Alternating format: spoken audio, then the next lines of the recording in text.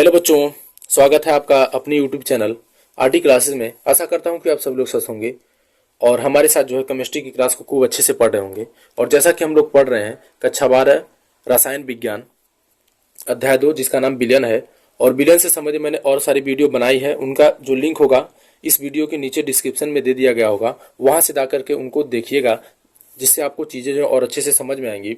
और आपसे रिक्वेस्ट है कि वीडियो को जो है पूरा देखिएगा, बिना स्किप किए देखिएगा, तभी आपको चीज़ें अच्छे से समझ में आएंगी। और वीडियो जैसी भी लगेगी आपको एक बार कमेंट में ज़रूर बताइएगा।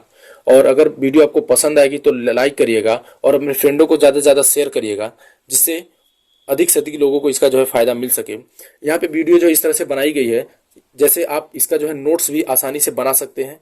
बहुत ही अच्छे तरीके से वीडियो बनाया गया है। और साथ ही में यदि आप चैनल पर नए हैं तो चैनल को एक बार सब्सक्राइब जरूर कर लीजिएगा। केमिस्ट्री का जो है पूरा आप लोगों को सिलेबस इस एग्जाम से पहले कंप्लीट कराया जाएगा, एकदम आराम से कराया जाएगा। यहाँ से आप लोग अच्छे तरीके से नोट्स भी बना सकते हैं। तो चलिए हम लोग बिना समय लिए और अपना टॉपिक पे आते हैं। और आज का हमारा सबसे पहला टॉपिक है विलेयता। ठीक है, आज हम लोग स्टार्ट करते हैं विलेयता कि विलेयता किसे कहा जाता है। तो विलेयता क्या होता है इसको हम लोग यहाँ पे देखेंगे, जिसे हम लोग इंग्लिश में सॉल्युबिलिटी भी बोलते हैं। तो विलेयता क्या होती है बच्चों? किसी पदार्थ की वह अधिकतम मात्रा जो निश्चित ताप पर 100 ग्राम विलायक में घुली होती है, पदार्थ की विलेयता कहलाती है। ठीक है, यानी कि किसी भी पदार्थ की वह अधिकतम मात्रा, अधिक से अधिक ऐसी मात्रा जो निश्चित ताप पर किसी 100 ग्राम विलायक में घुली होती है या 100 ग्राम विलायक में घोली जा सकती है, उसी को हम लोग कहते हैं, उस पदार्थ की विलेयता कहते हैं। ठीक है, यानी कहने का मतलब है कि अगर 100 ग्राम विलायक है आपके पास, जैसे कि मान लेते हैं कि ये विलायक है। ठीक है, ये 100 ग्राम विलायक है, इसमें ये पदार्थ जो है घोला गया है। तो ये जो पदार्थ है इसकी ऐसी निश्चित मात्रा जो अधिक से अधिक मात्रा इसमें घुली हो, विलायक में अधिक से अधिक मात्रा घुली हो, यानी अब उससे ज्यादा जो है नहीं घुल सकता है। कहने का मतलब ये हो गया। तो उस मात्रा को हम लोग कहते हैं पदार्थ की जो है वो विलेयता कहलाती है। ठीक है, तो इसे हम लोग एक तरीके से और कह सकते हैं कि जो आपका विलेय है, मतलब विलेय की इतनी मात्रा विलायक में घोली जाए कि आपका जो विलयन है वो संतृप्त विलयन है। ठीक है, संतृप्त विलयन के बारे में मैंने बताया है पीछे के वीडियो में, जो उसका लिंक नीचे दे दिया गया होगा, वहां से जाकर के आप लोग देख लीजिएगा। संतृप्त विलयन का मतलब होता है कि जब विलेय का घुलना रुक जाता है तो उसे हम लोग संतृप्त विलयन कहते हैं। तो वही चीज यहाँ पे कह रहा है कि अधिकतम मात्रा, यानी कि विलेय की अधिकतम मात्रा जब विलायक में घोल दी जाती है तो उसे हम लोग कहते हैं पदार्थ की विलेयता। ठीक है, तो विलेयता जो होती है वो बहुत सारी चीज़ों के ऊपर डिपेंड करती है, यानी कि विलेयता को क्या क्या चीज़ें जो है प्रभावित करती हैं, तो उन्हीं को बोला गया कि विलेयता को प्रभावित करने वाले कारक। तो कुछ ऐसी चीज़ें हैं जो विलेयता को प्रभावित करते हैं। तो सबसे पहली चीज़ है आपका ताप, टेम्परेचर। ठीक है, सबसे पहला जो प्रभावित करने वाली चीज़ है वो टेम्परेचर है। यानी कि अगर यहीं पे हम देखते हैं कि यदि विलायक है और ये पदार्थ है और ये इसमें अगर मानते हैं कि ये संतृप्त है, यानी कि ये पूरी तरह से घुल चुका है, तो अगर आप इसका ताप बढ़ाना शुरू करेंगे तो फिर इसमें और भी पदार्थ जो है घोले जा सकते हैं। तो कहीं ना कहीं जो ताप होता है, विलायक का जो ताप होता है वो विलेयता को प्रभावित करता है। दूसरा चीज है कि विलेय और विलायक की प्रकृति। ठीक है, यानी कि विलेय और विलायक जो है कैसे हैं, इन दोनों की प्रकृति के ऊपर भी आपकी विलेयता जो है डिपेंड करती है। यानी कि घुलने जो आप घोलेंगे, यानी जो विलेय घोलेंगे वो, और जो आपका विलायक होगा वो किस प्रकृति के हैं, इसके ऊपर भी विलेयता निर्भर करती है। दूसरा, विलेय के कणों का जो आकार होता है उसके ऊपर जो है आपकी विलेयता निर्भर करती है। और तीसरा जो होता है, चौथा जो होता है सम आयन प्रभाव होता है। ठीक है, यानी कि इन 4 चीजों के ऊपर जो है विलेयता निर्भर करती है। तो इसको जो है आप लोग स्क्रीनशॉट ले सकते हैं और लेकर के जो आप इसको नोट भी कर सकते हैं। ठीक है, तो अब हम लोग आगे बढ़ते हैं और आगे हमारा है गैस की द्रव में विलेयता। ठीक है, यहाँ पे इस चीज को हम लोग को पढ़ना है कि गैस की जो है द्रव में विलेयता क्या होती है, यानी कि solubility of gases in liquid. यानी कि गैस को जब द्रव में घोला जाता है, तो जैसा कि आपको पता होगा कि भिन्न भिन्न गैसें जो होती हैं वो द्रव में विलेयता भिन्न भिन्न होती हैं। ठीक है, यानी कि भिन्न भिन्न गैसों की द्रव में विलेयता जो होती है भिन्न भिन्न होती है, यानी अलग अलग गैसें जो हैं अलग अलग तरीके से द्रव में घुलती हैं। यानी कि द्रव में जो विलेयता होती है अलग अलग गैसों की अलग अलग होती है। जैसे अगर हम लोग उदाहरण की बात करते हैं तो हम देखेंगे कि ऑक्सीजन जो है जल में बहुत कम घुलती है। ठीक है, यानी ऑक्सीजन जल में बहुत कम घुलती है, जबकि कुछ अन्य गैसें हैं जैसे CO2 और HCl, ये जो है जल में अधिक घुलनशील होती है। ठीक है, यानी कि ऑक्सीजन की अपेक्षा जो है ये जल में आपकी अधिक घुलनशील होती हैं। यानी कि ऑक्सीजन जो है इनकी अपेक्षा कम जल में घुलनशील होती है, लेकिन ये जो CO2 है और HCl है, ये सारे के सारे जो हैं वो जल में अधिक घुलनशील होती है। तो गैस की जो जल में विलेयता होती है वो उसके अवशोषण गुणांक के ऊपर निर्भर करती है। ठीक है, गैस के अवशोषण गुणांक के ऊपर निर्भर करती है। यानी जो गैस आप जल में घोलेंगे तो जल में जो विलेयता होगी वो अवशोषण गुणांक के ऊपर निर्भर करती है। तो हम लोग देखते हैं कि अवशोषण गुणांक होता क्या है। तो अवशोषण गुणांक क्या होता है, इस बारे में हम यहाँ पे चर्चा करते हैं। अवशोषण गुणांक हम लोग बोलते हैं ऑब्जर्वेशन कॉफिशिएंट बोला जाता है इंग्लिश में। ठीक है, तो अवशोषण गुणांक क्या होता है कि निश्चित ताप तथा वायुमंडलीय दाब पर किसी विलायक के निश्चित आयतन में घुली हुई गैसों की मात्रा को उस गैस का अवशोषण गुणांक कहते हैं।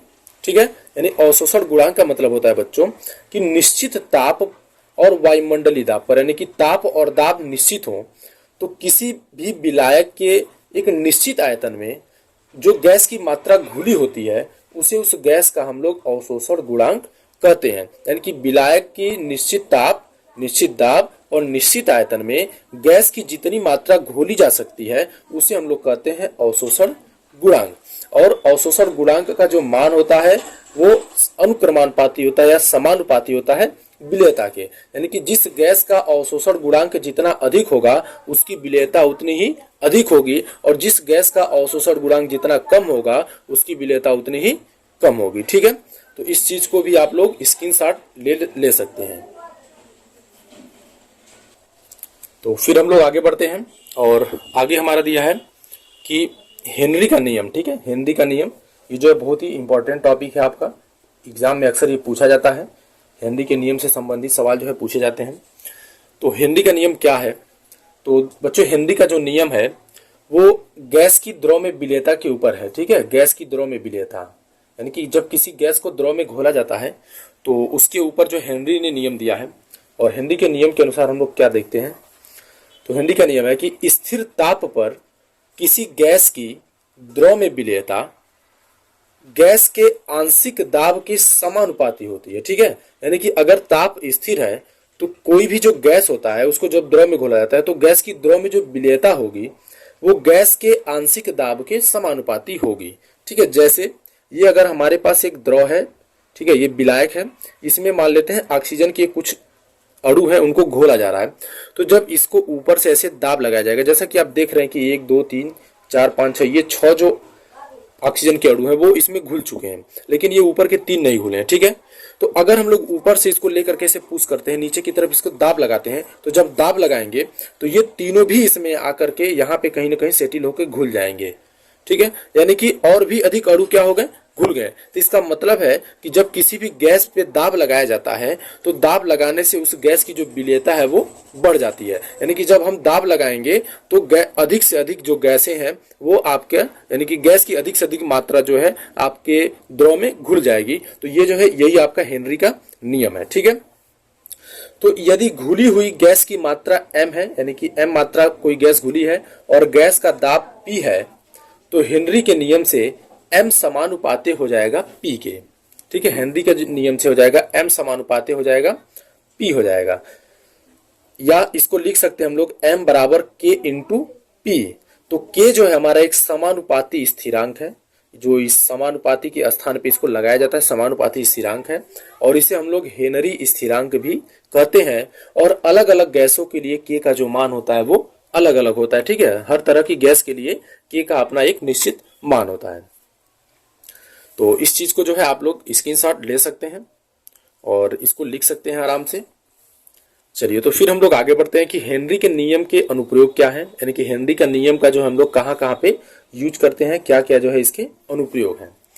तो सबसे पहला चीज है, सबसे पहला हेनरी का नियम का उपयोग है, अधिक ऊंचाई वाले स्थानों पर ऑक्सीजन का आंशिक दाब कम होता है। ठीक है, जब आप कहीं अधिक ऊंचाई पे जाते हैं, जैसे पहाड़ी क्षेत्र पे जाते हैं, जब पहाड़ पे जाते हैं तो वहां पे आप देखेंगे कि वहां का जो दाब होगा नीचे की अपेक्षा धीरे धीरे कम होने लगेगा, तो इसलिए वहां पे ऑक्सीजन का जो दाब है वो कम होने लगेगा। इस कारण यहाँ के लोगों या आरोहकों के रुधिर में ऑक्सीजन की मात्रा कम हो जाती है। ठीक है, आरोहक माने जो घूमने के लिए वहां पे जाते हैं, तो जब पर्वतों पे जाते हैं या जब अधिक ऊंचाई वाले स्थानों पे पहाड़ों पे जाते हैं तो वहां पे क्या होता है कि दाब जो है कम हो जाता है। और मैंने बताया है कि ऑक्सीजन जो है वो द्रव में कम घुलनशील है, ठीक है, ये द्रव में बहुत अच्छे तरीके से नहीं घुलता है। तो जब हम नॉर्मली यानी कि जब जहाँ पे हम लोग रह रहे हैं नीचे नीचे के एरिया में रहते हैं तो वहाँ पे दाब अधिक होता है, इस वजह से ऑक्सीजन जो होता है हमारे ब्लड में अच्छे तरीके से घुल जाता है। लेकिन जब आप अधिक ऊंचाई पे जाते हैं, जब कहीं ऊंचे स्थानों पे जाते हैं तो जैसे जैसे ऊंचाई पे जाते हैं तो वैसे वैसे दाब जो होता है वो कम होने लगता है। तो जब दाब कम होने लगता है तो वहाँ पे क्या होता है कि ऑक्सीजन जो है हमारे रुधिर में अच्छे तरीके से घुल नहीं पाता है, तो कम मात्रा में घुलता है। और जब ऑक्सीजन हमारे रुधिर में अच्छे तरीके से घुलेगा नहीं तो फिर हमारे लिए ऊर्जा बनाना जो है आसान नहीं होगा, ठीक है, यानी कि हमारे शरीर की ऊर्जा धीरे धीरे कम होने लगेगी। तो उसी जिससे वे लोग क्या होता है कमजोरी महसूस करते हैं और इसे हम लोग मतलब उनमें जो है एनॉक्सिया नामक रोग हो जाता है, ठीक है, यानी कि यहाँ पे एक रोग होता है, कमजोरी महसूस होने लगती है जिसे एनॉक्सिया नामक रोग कहा जाता है, ठीक है।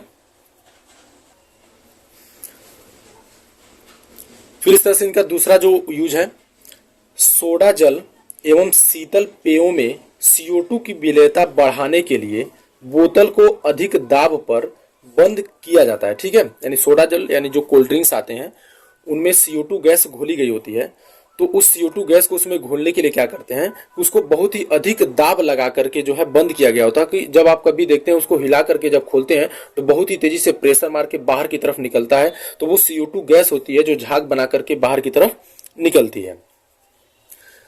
तो फिर इस तरह से हम आगे बढ़ते हैं और अगला है हमारा हेनरी के नियम की जो है सीमाएं, यानी कि हेनरी का नियम जो है बहुत ही अच्छा नियम है, लेकिन फिर भी इसकी भी कुछ सीमाएं हैं, कुछ लिमिट है जिसके अंदर वो काम करता है, यानी लिमिटेशन ऑफ हेनरीज लॉ। तो सबसे पहला लिमिट क्या है कि दाब अधिक ना हो, ठीक है, यानी कि हेनरी के नियम अधिक दाब पे कार्य नहीं करेगा, जहां पे दाब अधिक होगा वहां पे हेनरी का नियम लागू नहीं होगा।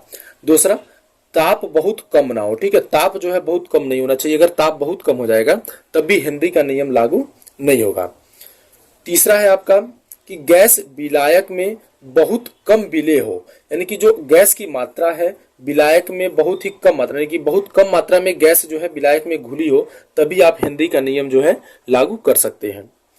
चौथा है गैस की आणविक अवस्था द्रव व गैस दोनों अवस्थाओं में समान हो, ठीक है, यानी कि जो गैस की आणविक अवस्था है जब वह गैस की अवस्था में रहती हो या वो द्रव की अवस्था में जाती हो, दोनों अवस्थाओं में उसकी जो आणविक संरचना है यानी उसका जो स्ट्रक्चर है, जो उसका सूत्र है वो आपका एक समान होना चाहिए, तभी हेनरी का जो है नियम लागू हो सकता है।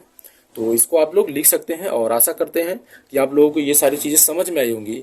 और अगर आपको वीडियो पसंद आई होगी तो वीडियो को ज़्यादा से ज़्यादा लाइक और शेयर करिएगा, और साथ ही यदि चैनल पर नए हैं तो चैनल को एक बार सब्सक्राइब करके बेल आइकन जरूर दबा लीजिएगा, जिससे और भी हमारी नई वीडियो आप तक आसानी से पहुंच सके। और वीडियो को देखने के लिए आप सभी को बहुत बहुत धन्यवाद। और आज की वीडियो हम लोग यहीं तक रहने देंगे और बाकी के जो भी टॉपिक हैं अगली वीडियो में मिलते हैं आपको। आप सभी को पुनः से बहुत बहुत धन्यवाद।